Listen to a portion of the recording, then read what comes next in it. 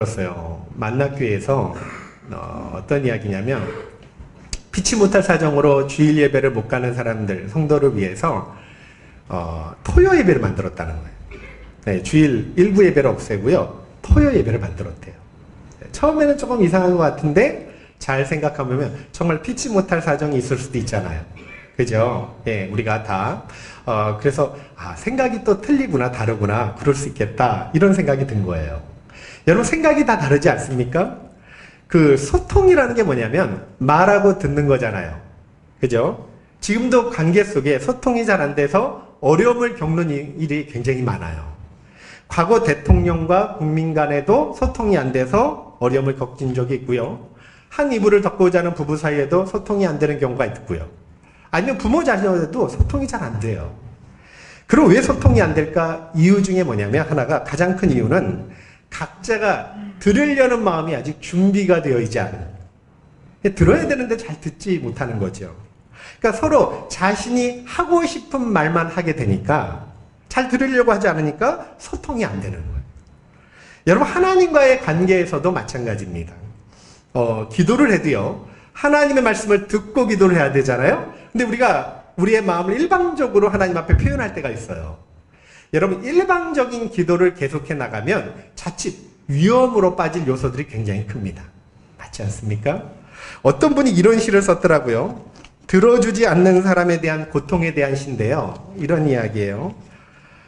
이야기를 들어달라고 하면 당신은 충고를 시작하지. 나는 그런 부탁을 한 적이 없어. 이야기를 들어달라고 하면 그런 식으로 생각하면 안 된다고 당신은 말하지. 당신은 내 마음을 짓뭉개지. 이야기를 들어달라고 하면 나 대신 문제를 해결해 주려고 하지. 내가 원하는 건 그런 것이 아니야. 들어주세요. 내가 원하는 건 이것뿐. 아무 말 하지 않아도 돼. 아무것도 해주지 않아도 좋아. 그저 내 얘기만 들어주면 돼. 굉장히 의미 있는, 그죠? 그런 말이라 생각이 됩니다.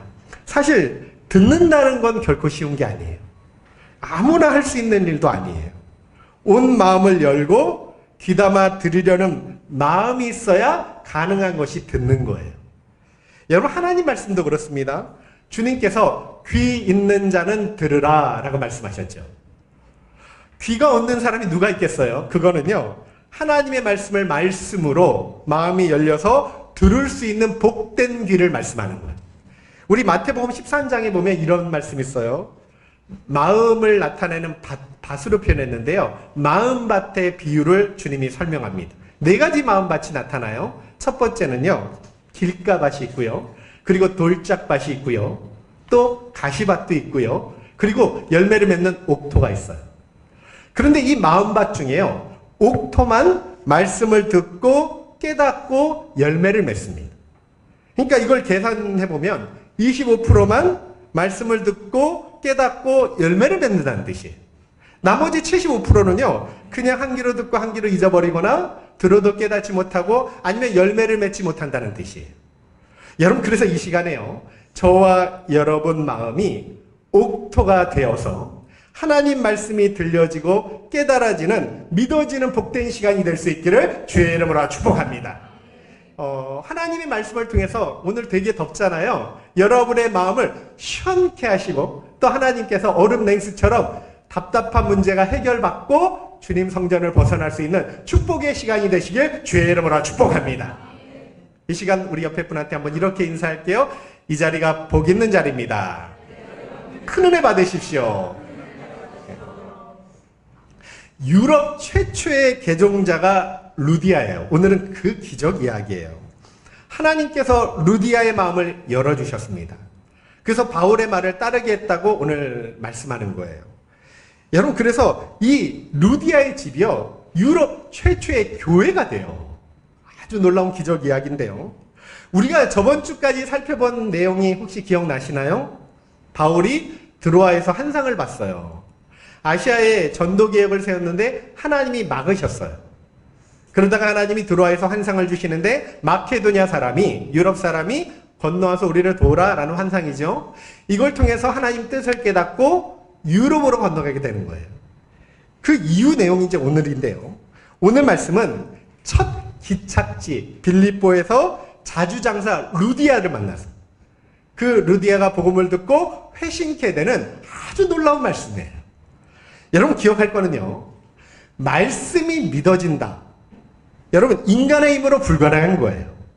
그러니까 말씀이 깨달아진다.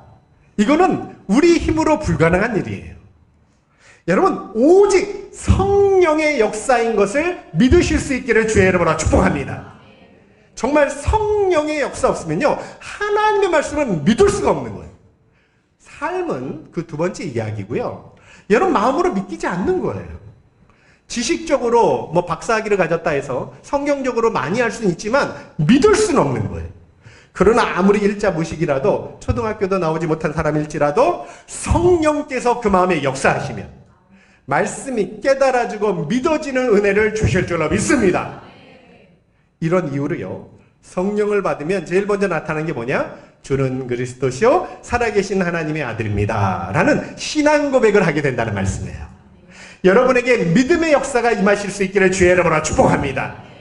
이런 이유로요, 하나님의 말씀을 듣거나 읽기 전에 반드시 기도해야 되는 이유가 여기 있어요.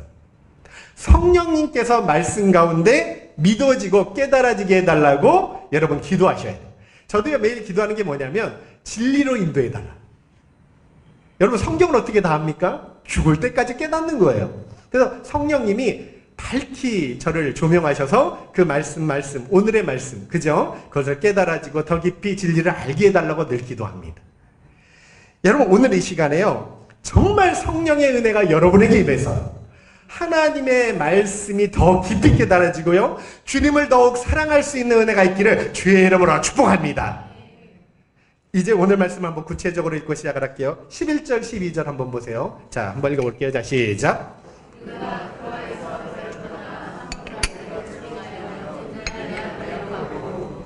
거기서 빌립보에 이르니 니는 마케도냐 지방의 첫성이요 또 로마의 식민지라. 이 성에서 수의를 요하다가, 자, 바울 일행은요 드로아에서 배를 타고 마케도냐로 갑니다.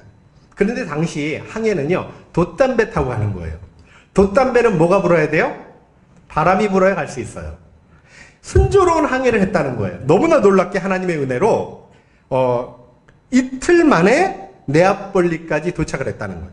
여러분 바울 일행이요 드로아를 떠나서 사모드라게로 직행을 하죠. 거기서 물과 양식을 보충하고 그리고 이틀 만에 네아폴리로 가는데요, 드로아에서 네아폴리까지 거리가 250km예요.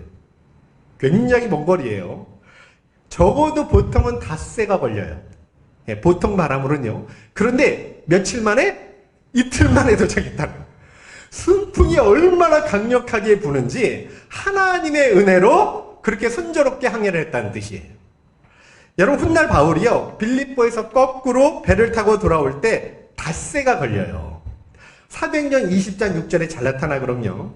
고대 항해는요 역풍을 만나거나 항해를 하는데 태풍이 불면요 몇 개월씩 항해가 중단되기도 하고 또 지연되기도 했어요. 또 바람이 불지 않으면 항해를 못해요. 그런데 하나님이 바울의 항해길에 순풍을 주셨다는 말씀이고요, 여러분 단 이틀 만에 네아폴리에 들어갈 수 있는 은혜를 주셨다는 그런 말씀이에요. 지금까지 아시아길이 가는 곳마다 막힌 것과 비교해보면 사뭇 다르지 않습니까? 정말 하나님의 은혜와 도우심이란 뜻이에요. 초자연적인 역사예요.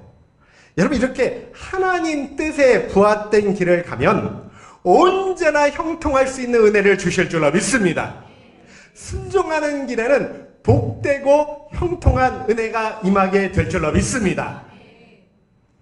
그러나 우리가 하나님의 뜻을 거슬러 가면요 쉽게 갈 수 있는 길도 고생하고 돌아갈 수 있죠. 이스라엘 백성이 가데스 바네아에 머물렀어요. 거기서 12명의 정탐꾼을 뽑아서 정탐하게 합니다. 가나안 땅을 지척에 두고 정탐을 하는데 40일 정탐했는데 돌아와서 보고한 것이 10명은 부정적인 보고를 해요. 근데 여호사 갈렙은 믿음의 보고를 하죠. 사람들은요 부정적인 보고만 믿어요. 그리고 밤새 하나님을 원망하지요. 그때 하나님께서 단 며칠이면 갈 수 있는 거리를 38년을 돌아가게 하시고 광야 1세대는 광야에서 소멸되는 징벌을 주셔요. 참 안타까운 일이죠. 여러분 사람은 누구나, 저도 마찬가지예요. 만사 형통한 삶을 소망해요. 여러분 그렇지 않나요? 계획대로 모든 일이 순조롭게 진행되고요. 잘 되는 걸 원하지 않나요? 저도 그래요. 그런데 형통한 삶은요, 저절로 되지 않아요. 바울처럼 하나님의 뜻에 순종하며 나갈 때, 성령의 인도를 받으며 나아갈 때만 누릴 수 있는 축복이 뭐냐면 만사 형통. 그것도 주님 안에서 예예요. 어려움이 없다는 뜻이 아니라 주님 안에서 형통할 수 있는 은혜를 주신다는 그런 말씀이에요.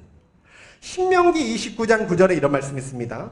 그런즉 너희는 이 언약의 말씀을 지켜 행하라. 그리하면 너희가 하는 모든 일이 형통하리라. 열왕기상 2장 3절에도요. 내 하나님 여호와의 명령을 지켜 그 길로 행하여 그 율법과 계명과 율례와 증거를 모세 율법에 기록된 대로 지키라. 그리하면 내가 무엇을 하든지 어디로 가든지 형통할지니라. 여러분에게도요. 주님 뜻 안에서 형통한 삶만이 열려질 수 있기를 주의 이름으로 축복합니다. 13절 한번 읽어보실래요? 한번 볼게요. 자, 시작. 안식일에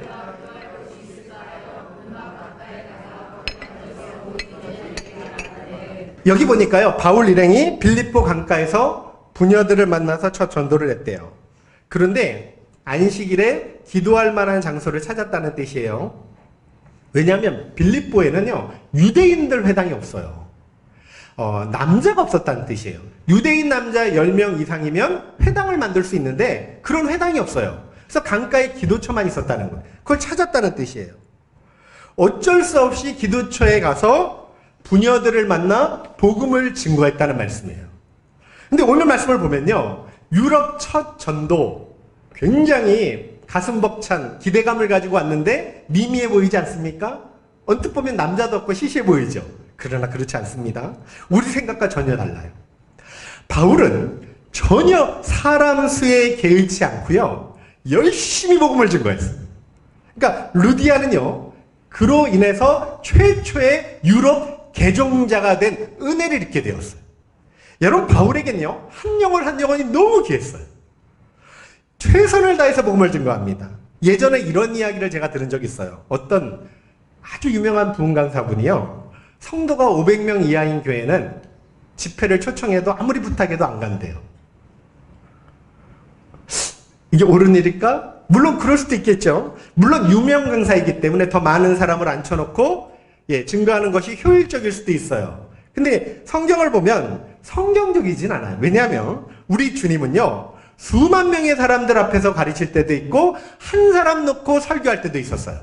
여러분 아시는 것처럼 오병이어 기적사건 남자만 5,000명 여자 아이들 하면요 2만 명이 넘는 사람들을 잔디에 앉혀놓고 그리고 어떻게 하면 복음을 가르치고 증거합니다. 그런데 때로는 버림받은 사마리아 여인 한 사람을 놓고 설교하실 때도 있었다는 말이에요. 니고데모 한 사람을 놓고 말씀을 증거하실 때도 있었다는 말이에요. 근데 제가 성경을 보면요. 한 사람 놓고 설교할 때 너무나 귀한 보화 같은 진리를 말씀하셔요. 예배에 대한 말씀, 거듭남에 대한 말씀, 한 사람 놓고 설교하는 거예요. 부활하신 후에는 엠마오로 가는 이름 없는 두 제자에게 찾아가셔서 부활을 일깨워 주셔요. 주님에게는요. 잃어버린 양 하나가 천하보다 귀하고 우주보다 귀한 양이라는 그 사실을 가르쳐 주는 거예요. 그게 그리스도의 마음이에요. 그래서 전도 사역을 맡은 우리도요. 주님을 닮아서 사람이 적든 많든 최선을 다해서 가르치고 전하실 수 있기를 주의 이름으로 축복합니다. 한 사람이면 어떻고 두 사람이 어떠냐는 그 한 영혼이 천을 감당할 수도 있고 만을 감당할 수도 있지 않습니까? 여러분 교회는 그렇게 세워지는 거예요. 루디아 보세요. 그 하나가 유래께 그죠? 또 바울의 든든한 후원자가 되고요. 하나님께는요. 한 영혼이 우주보다 귀하고요. 그 한 영혼이 돌아올 때 천국에서 잔치가 벌어진다고 주님이 말씀을 주셨어요. 사실 사람 수가 많다고 회심하는 사람이 많은 것도 아니고요. 사람 수가 적다고 회심이 없는 것도 아니에요. 문제는 우리가 얼마나 성령에 의지하여 한 사람이든 두 사람이든 앉혀놓고 열심히 증거하고 가르칠 수 있느냐. 최선을 다해서 복음을 증거할 수 있느냐. 거기에 달린 거예요. 여러분 최선을 다한 복음 증거에는 반드시 저와 여러분에게 가는 곳마다 루디아를 만나게 하실 것이고 하나님께서 구원 역사를 펼쳐주시는 은혜를 주실 줄로 믿습니다. 다시 13절을 보니까요. 바울 일행이 성박 가까이에 나갔죠. 거기서 이제 바울 일행은 이 유럽에 도착해서 수일을 좀 쉬어요. 휴식을 취해요. 그 여독을 좀 풀고요. 그러면서 유럽 전도 계획을 세워요. 근데 계획을 세웠다고 바로 뛰쳐나가진 않습니다. 여기 중요한 거예요. 아무리 전도가 급한 일이라도 바울은 뛰쳐나가서 바로 전도하지 않아요. 항상 가는 곳마다 뭘 먼저 하죠? 기도로 준비했다는 말이에요. 그러니까 기도를 통해서 성령의 인도를 받아야 바울은 일을 시작하게 했다는 거예요. 예수님도 공생의 사역 시작하기 전에요. 40일을 금식하고 먼저 기도하셨어요. 여러분 전도는요. 외관상 보면 사람이 하는 것 같아요. 우리가 찾아가서 만나고 복음 증거하고 우리가 설득하는 것 같고 그런데 그렇지 않아요. 전도는 오직 하나님의 일이고요. 하나님의 역사라는 걸 이 시간 믿으실 수 있기를 주의 이름으로 축복합니다. 사람은 단지 복음을 전하는 도구일 뿐이에요. 우리가 안 전하면 다른 사람 쓰셔요. 하나님께서 만나게 하시는 것이고요. 하나님께서 마음을 여시는 것이고요. 하나님께서 믿게 하는 것을 믿으실 수 있기를 주의 이름으로 축복합니다. 전도하기에 앞서 제일 중요한 게 그래서 기도라는 거예요. 내가 하는 게 아니니까 성령의 인도와 능력을 충만히 받아야 복음 전할 때 하나님이 역사해 주실 것이고요. 또 중요한 건 루디아 같은 사람을 만날 수 있도록 하나님께서 인도하시니까. 여러분 이거 한번 읽어보세요. 골로새서 4장 2절 4절인데요. 한번 읽어볼게요. 자 시작. 기도를 또한 우리를 위하여 노하되 하나님이 전도할 문을 우리에게 열어주사 나라게 하시기를 구하라. 내가 이 일 때문에 매임을 당하였노라. 그리하면 내가 마땅히 한 말로써 이 비밀을 나타내리라. 하나 더 보세요. 에베소서 6장 18절입니다. 읽어보세요. 시작. 모든 기도와 간구를 하되 항상 성령 안에서 기도하고 이를 위하여 깨어 구하기를 항상 힘쓰며 여러 성도를 위하여 구하라. 이게 하나님 뜻이에요. 네. 전도의 문을 열어달라고 기도해야 되고요. 그럼 그 힘 받아서 바울이 또 전도 사역 한다는 거예요. 여러분 기도는요. 하나님께서 일할 수 있도록 문을 여는 것과 같아요. 그리고요. 우리가 준비 중에 제일 위대한 준비가 뭐냐면 기도예요. 어차피 주님의 일은 내 힘으로 할 수 있는 게 아니니까. 이런 이유로요. 우리가 기도를 많이 하면 할수록 성령께서 더 강하게 역사해 주실 것이고요. 뿐만 아니라 더 좋은 열매를 맺힐 수 있는 은혜를 주실 줄로 믿습니다. 지금도 많은 사역자분들이 나름대로 성공적인 사역을 꿈꿔요. 준비합니다. 지금도 개척하는 목사님들이 굉장히 1년에 3,000교회가 문을 닫는데요. 그리고 반복하는 거죠. 또 개척하고 문 닫고. 근데 개척 준비하는 분들은요. 많은 준비를 정보도 입수하고 세미나도 참여하고 그런데 제일 중요한 준비가 있습니다. 그게 뭘까요? 그게 무슨 준비입니까? 바로 기도라는 거예요. 기도 없이 사역 시작했다는 여러분 실패할 수 있는 확률이 굉장히 높아요. 종교개혁자 마틴 루터도요. 한창 종교개혁에 무르익을 때 이런 말을 한 적이 있어요. 나는 전에는 1시간밖에 기도하지 않았지만 지금은 너무나 바빠서 3시간 기도한다. 루터의 이 말은요. 하나님 일에는 언제나 기도가 중요하다는 걸 부각시켜서 말씀하는 거예요. 여러분 하나님의 일을 하기 위해서 가장 중요한 준비가 기도라는 걸 잊지 마시기를 바랍니다. 그래서 저와 여러분은요. 성공적인 사역과 열매를 위해서 언제나 충분히 기도로 준비하고 우리 교회가요. 그래서 하나님 주시는 루디아 같은 사람을 만날 수 있는 은혜가 있기를 주의 이름으로 축복합니다. 14절 한번 읽어보실래요? 한번 읽어볼게요. 자 시작.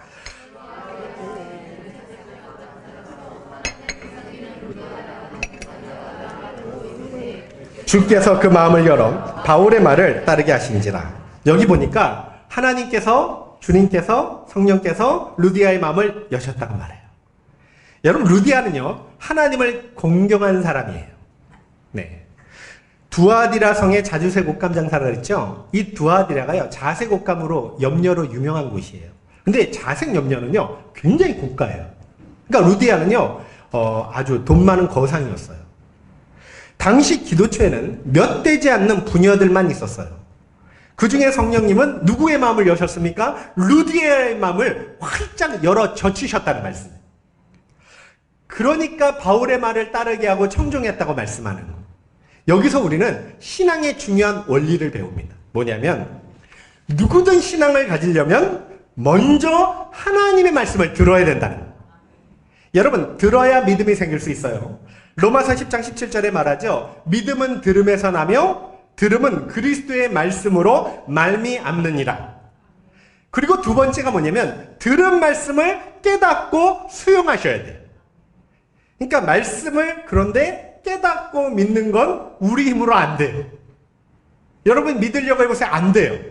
저 전도해봤는데 이렇게 참 희한한 게요. 수십 년을 교회를 다녀도 이 말씀이 하나님 말씀으로 믿어지시나요? 그리고 복음을 이렇게 설명하잖아요. 못 깨닫는데 안 믿어진대.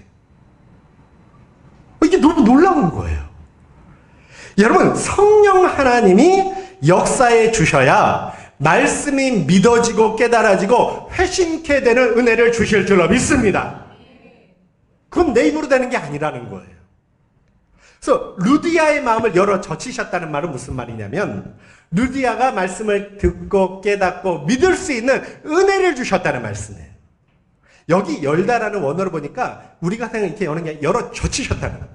그러니까 루디아가 믿고 세례받을 수 있도록 하나님이 은총을 허락해 주셨다는 뜻이에요. 얼마나 감사한 일이에요. 우리가 복음을 전하지만 듣는 사람의 마음을 여신 분은 하나님이 되는 줄로 믿습니다. 회심케 하시는 분도 하나님이셔요. 복음의 결과를 책임지시는 분은 하나님이셔요. 그래서 우리가 할 수 있는 일은 전할 뿐이에요. 성령의 인도를 따라 명령에 순종하여 나아가는 것 뿐이에요. 입술을 열어서 전할 뿐이에요. 그러면 그 뒤는 하나님께서 책임져 주실 줄로 믿습니다. 여러분, 아무리 유능한 사역자도요, 사람 마음 못 변화시켜요. 단 한 명도 변화시킬 수 없어요. 사람 마음 못 열게 합니다. 그건 자신의 능력으로 되는 게 아니에요. 아무리 스킬이 좋아도 안 돼요. 오직 성령께서 거듭나게 하시는 거예요. 성령께서 회심케 하시는 거고요. 그래서 이제부터요, 열심히 전도하고 말씀을 가르치기만 하시면 그 뒤는 하나님이 다 책임져 주실 줄로 믿습니다. 고린도전서 3장 6절 7절 한번 읽어보세요. 이렇게 말씀하죠. 한번 보세요. 자, 시작. 나는 그런즉 심는 이나 물 주는 이는 아무것도 아니로되 오직 자라게 하시는 이는 하나님. 너무 감사하죠? 여러분, 자라게 하시는 이는 하나님이에요. 그냥 저도 물 주는 거예요. 자라게 하시는 건 하나님이에요. 바울 또 아볼로 물 주고 심을 수 있어요. 근데 하나님이 역사하지 않으면 아무것도 아니라고 성경이 말씀하잖아요. 혹시 압니까? 여러분이 속해 있는 모임 속에 스쳐 지나가는 사람들 속에 하나님께서 예비하신 루디아가 있을 줄. 여러분, 이 시대에 어디에 루디아가 숨어 있을지 모르잖아요. 그래서요, 성경은 때를 얻든지 못 얻든지 가서 증거하라 이렇게 말씀하는 거죠. 믿으실 건요, 구원 역사는 전적인 주님의 역사잖아요. 그래서 오늘도 하나님께서 기뻐하시는 자를 회심시키는 거고요. 하나님께서 기뻐하는 자를 변화시키는 거고요. 하나님께서 기뻐하는 영혼을 예배해 주시는 거예요.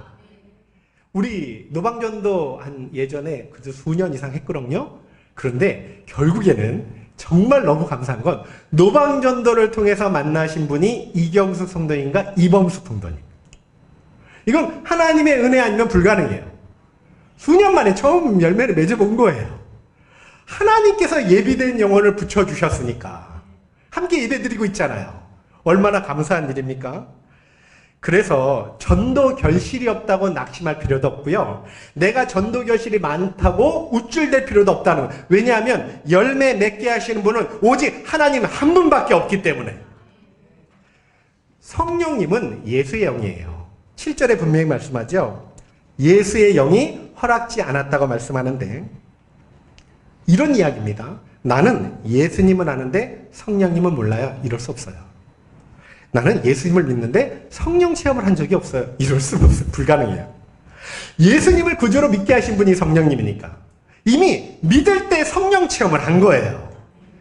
여러분, 이런 이유로 성령님을 모신 사람은 예수님을 모신 사람이고요. 또 예수님을 아는 사람은 성령님을 알고 있는 사람이에요. 앞으로 나는 성령님을 더 깊이 알길 원합니다 하면요, 예수님을 더 깊이 알려고 하면 될 거고요. 나는 성령님을 더 사랑하길 원합니다 하면요, 예수님을 더 사랑하려고 하면 될 거예요. 그래서 우리 마음이 만약에 그렇게 되기만 하면 성령으로 충만해져서 예수님을 더 알고 사랑할 수 있는 은혜를 주실 줄로 믿습니다. 마지막으로 15절 한번 읽어보실래요? 볼게요. 자, 시작. 우리에게 청하여 이르되 만일 나는 알거든 내 집에 들어와 유하라고 강권하여. 자, 루디아와 그 집이 다 세례받은 말씀인데요, 여기 그 집이 뭐냐면 루디아 가정만 이야기하지 않아요. 루디아가 사업가죠. 직원들도 있고 하인들도 있어요. 학자들은 대부분의 견해가 다 믿었을 것이다 추정해요. 놀라운 일이에요. 뿐만 아니라 루디아가요, 바울 일행에게 강권을 하면서 내 집에 유하라, 머물러 주세요 이러면서 강권했다는 거예요. 유숙할 수 있도록 편의를 제공하고 모든 도움을 줬다는 거예요. 당시 바울이 어디에 머물렀을까요? 여관에 머물렀을 거예요. 넉넉지 않는 성벽 위에 여관에 머무른다는 건 버거운 일이에요. 더군다나 유럽엔 교회도 없고요, 신자 한 명도 없어요. 도움받을 데도 없어요. 그런데 이런 상황에서 루디아가 우리 집에 머물러 주세요. 여호와 일의 하나님의 은혜라는 말씀이에요. 여러분, 하나님은 바울의 필요를 아시고요, 모든 쓸 것을 공급하시고 예비해 주셨다는 말씀이에요.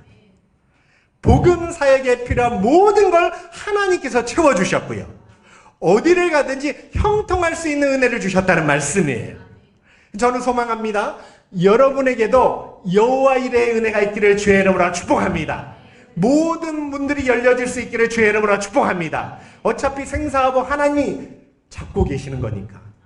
그러면 어떻게 루디아가 이런 헌신을 하게 될 수 있을까? 무엇 때문에 루디아가 이런 극진한 환대를 베풀 수 있을까? 다른 게 아닙니다. 바로 성령의 감동이에요. 루디아는 감동에 순종했을 뿐이에요. 은혜의 결과라는 거예요. 성령의 은혜로 믿게 되니까, 주님을 믿으니까 너무너무 마음이 기쁘죠.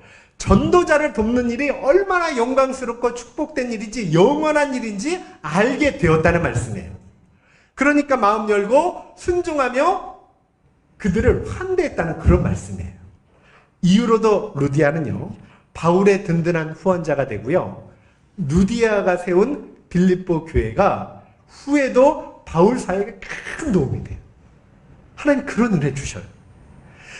우리가 순풍에 돛단대라는 말 들어보셨죠? 하는 일이 잘 되어갈 때 그런 이야기 했어요.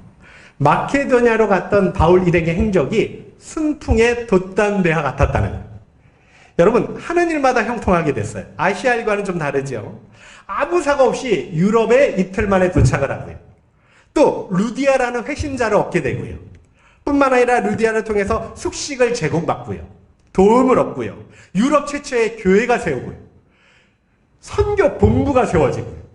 하나님이 이런 일사천리로 진행될 수 있는 은혜를 바울에게 주셨다는 말씀이죠. 여러분, 만약 바울이요, 하나님 뜻을 무시하고 아시아에서 계속 전도하려고 했다면 어떻게 됐을까요? 이런 형통의 은혜는 없었을 거예요. 가는 길마다 막히고 불통했을지도 모릅니다. 그런데 성령의 뜻에 순종하고 나아갈 때 만사가 형통할 수 있는 은혜를 주셨다는 말씀이에요. 저는 소망합니다. 우리 교회 성도님들도 주님 안에서 성령의 은혜 안에 만사가 형통할 수 있기를 주의 이름으로 축복합니다. 여러분이 하는 모든 일들이 시온의 대로처럼 열려지는 복이 임할 수 있기를 주의 이름으로 축복합니다. 우리는 다만 주님의 명령을 따라서 복음을 증거할 뿐이고요, 그 열매 맺게 하는 분, 마음을 여는 분, 회심시키는 분 다 하나님이 하는 것. 우리가 책임질 일이 아니에요. 우리가 사실 걱정할 일이 아니에요. 여러분, 이 사실 믿으시고요, 우리 교회가요, 더 기쁨으로 낙심하지 않고 담대하게 주님의 귀한 일들을 이루어 가실 수 있기를 주의 이름으로 축복합니다. 그런 역사의 주인공이 저와 여러분, 우리 참서방 교회가 되실 수 있기를 주의 이름으로 축복합니다. 하나님이 그런 은혜를 우리 교회에 내려주시길 소망해요. 하는 일마다 정말 형통할 수 있기를 주님의 이름으로 축복합니다. 옆에 분한테 하는 일마다 잘 되시길 바랍니다. 더 잘 되시길 바랍니다. 끝까지 형통하시길 바랍니다. 여러분이 믿은 것 그냥 되는 거 아니에요. 말씀이 믿어지시면 하나님 말씀이 믿어진다는 거 그냥 되지 않아요. 성령의 역사이고요. 다만 말씀대로 못 살 때 징계도 오고, 그죠? 하나님이 또 채찍도 들고. 그러나 말씀대로 살면 항상 형통의 길, 순종의 길엔 축복을 한없이 허락해 주실 줄로 믿습니다. 그런 마음으로 우리가 이 시간 찬양하고 기도하기를 원합니다. 다 같이 일어나셔서 찬양하고 기도하기를 원합니다.